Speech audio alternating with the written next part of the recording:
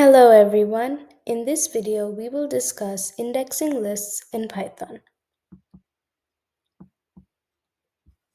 So let's say we have a list called myList, and the elements in this list are 3, 4, 6, 10, and 8. Each element is associated with an index.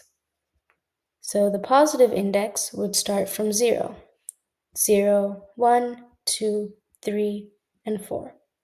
The negative index would start at the end of the list, and that would start with -1, -1, -2, -3, -4, and -5.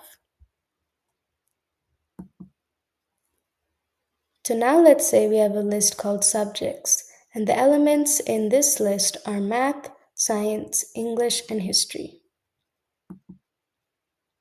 As we discussed before, each element is associated with an index.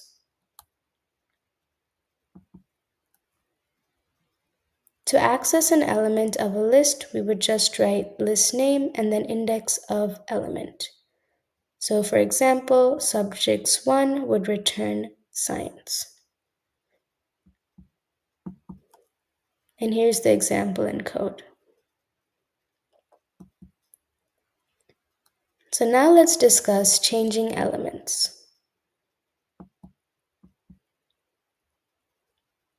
So we have our list called subjects, and the elements are math, science, English, and history. Let's say we would like to change English to computer science. We would use indexing. So this is our original list here, and we would like to change English to computer science. So we know that the index of math is 0, the index of science is 1, and the index of English is 2. Therefore, to access this element, we would just write subjects 2. But we want to change this to computer science, so therefore we would write subjects 2 equals computer science. That is the new value of the element at index 2. And now we would just print this new list to the console output. Thank you for watching and have a great day.